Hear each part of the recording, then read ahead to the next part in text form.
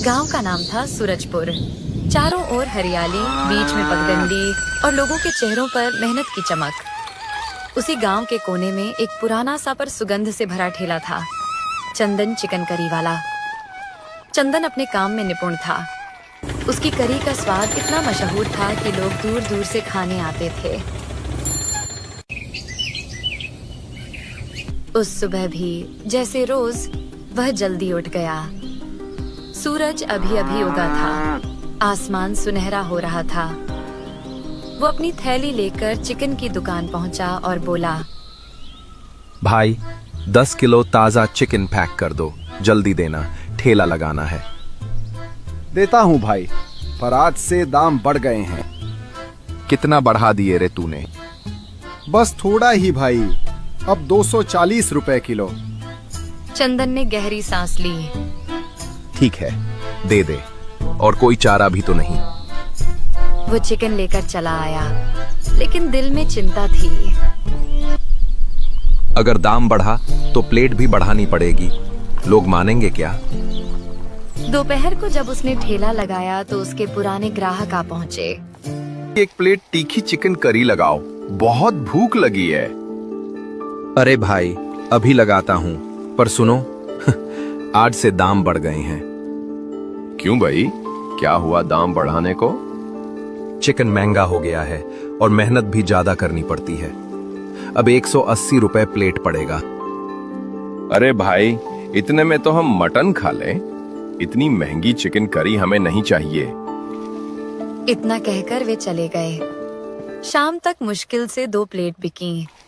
चंदन ठेले के पास बैठा और सोचने लगा, अब क्या करूं? अगर यही हाल रहा तो ठेला बंद करना पड़ेगा। तभी एक अजनबी आया, धोती कुर्ता पहने हुए और चेहरे पर मुस्कान। भैया एक प्लेट मटन करी देना। मटन नहीं है भाई, चिकन करी है, दूं क्या? अच्छा, चलो वही दे दो, बहुत भूख लगी है। वो आदमी खाने लगा। कुछ देर बाद बोला, भाई तुम्हारी करी में तो बड़ा स्वाद है, बस कमी है मटन की। आप ठीक कह रहे हो भाई, पर मैंने कभी मटन बनाया ही नहीं। हमारे गांव में तो मटन के ठेले बहुत हैं। अरे भैया, तुम्हारे गांव में वैसा मटन कोई नहीं बना सकता जैसा बिहार का होता है। मसाला और तीखापन बस वहीं का असली होता है। अच्छा, आप बिहार से हैं? हाँ भैया, वहीं का हूं। और मैं बता दूं, अगर तुम चाहो तो तुम्हें बिहार का असली मटन मसाला सिखा सकता हूं। अभी तो जाना होगा, काम है, फिर मिलते हैं। इतना कहकर वो चला गया। रात को जब चंदन घर लौटा, उसकी पत्नी कमला बोली, सुनो जी, वो सेठ फिर आया था पैसे मांगने। हमें जल्दी उसका कर्ज चुकाना होगा। कैसे दूं कमला? अब तो चिकन करी भी नहीं बिक रही, कहां से लाऊं पैसे? अगर ये नहीं बिक रही तो कुछ नया सोचो, कुछ ऐसा जो लोगों को पसंद आए। चंदन एकदम ठहर गया। अचानक उसे उस बिहारी आदमी की बात याद आई। कमला लगता है अब हमारा स्वाद बदलने वाला है। कल से कुछ नया शुरू करते हैं। अगली सुबह चंदन ने जल्दी उठकर अपने ठेले को देखा, जैसे वो भी कुछ नया इंतजार कर रहा हो। वो बोला, आज उस बिहारी भाई को ढूंढना ही होगा, वही कुछ रास्ता दिखाएगा। वो पूरे गांव में घूमता रहा। चौपाल पर गया, चाय की दुकान पर पूछा, कुएं के पास बूढ़े रामखेलावन से भी पूछा। बाबा, कल एक बिहारी आदमी आया था, लंबा, गोरा, हंसमुख था, देखा कहीं? न रे चंदन, यहाँ तो ऐसा कोई नहीं दिखा। चंदन का चेहरा उतर गया। अब कहाँ ढूंढूं उसे? सोचते हुए वो बाजार की तरफ चल पड़ा। वहाँ एक मटन का ठेला था। मसालों की खुशबू हवा में तैर रही थी। वो पास गया तो देखा, वही बिहारी आदमी मजे से मटन खा रहा था। चंदन ने राहत की सांस ली और बोला, अरे बिहारी भाई, मैं तुम्हें पूरे गांव में ढूंढ रहा था और तुम यहाँ मटन खा रहे हो।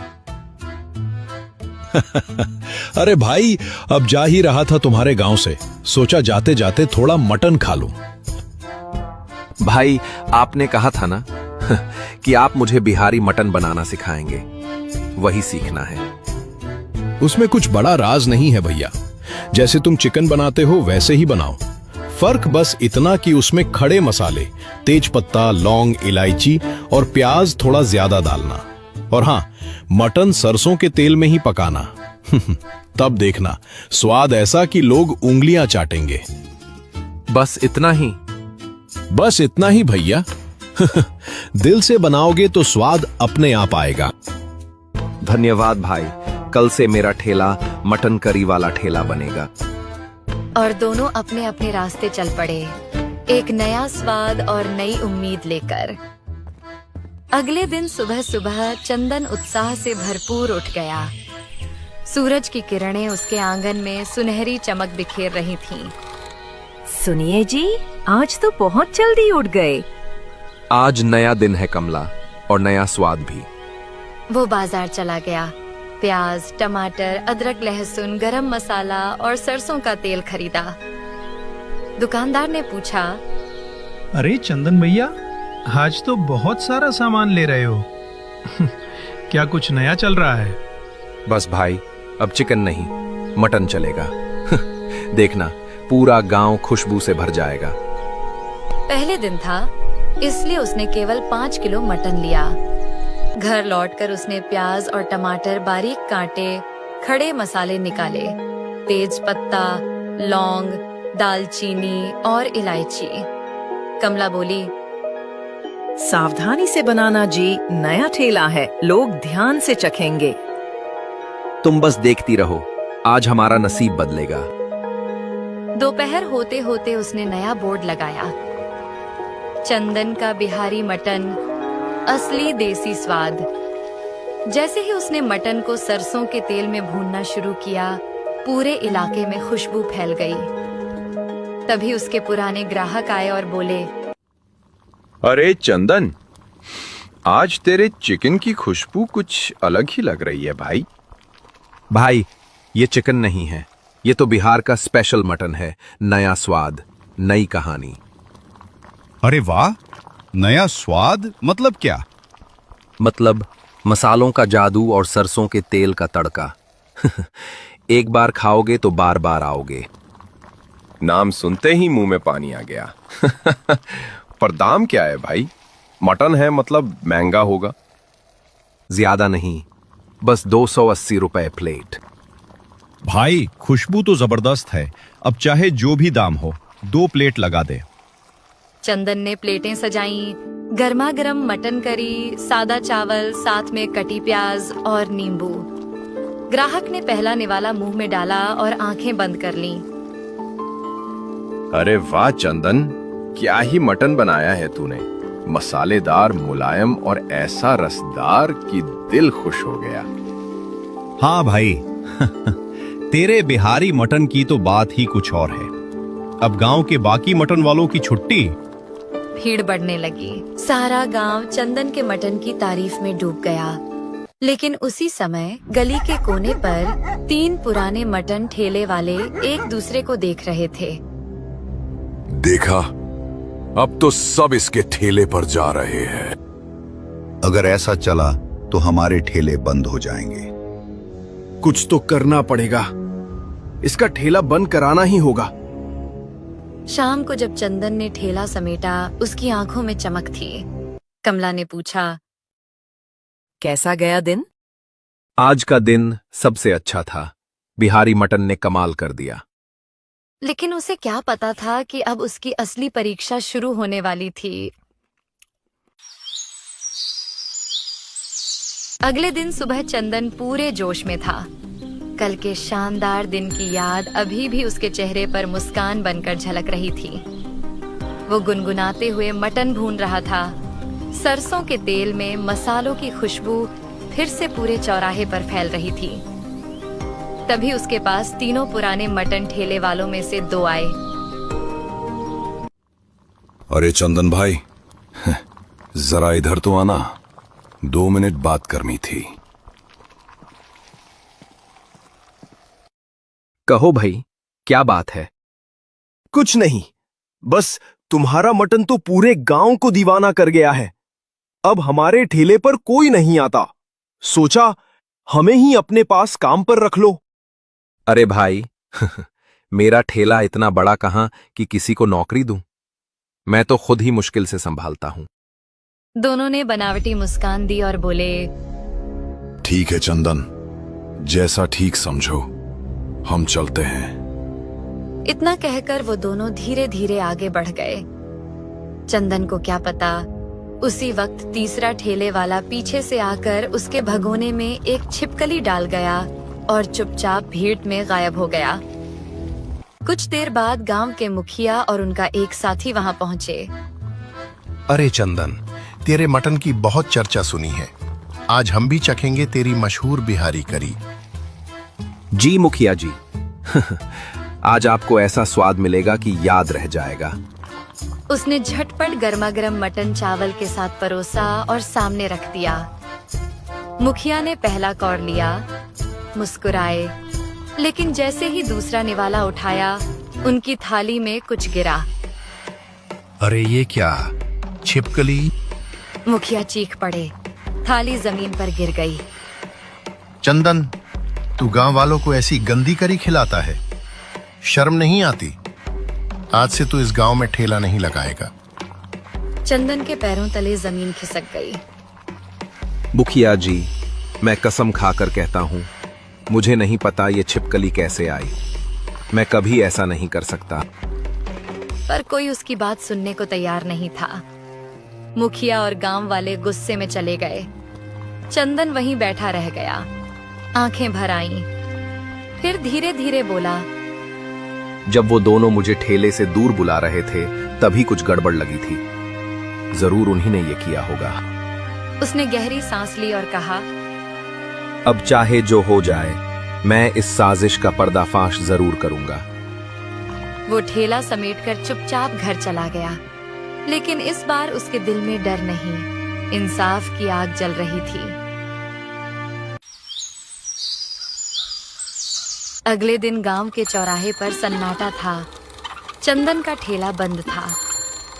वो अपने घर में बैठा सोच रहा था, अगर सच्चाई सामने नहीं आई तो मेरी मेहनत सब व्यर्थ जाएगी। वो सबूत ढूंढने निकल पड़ा।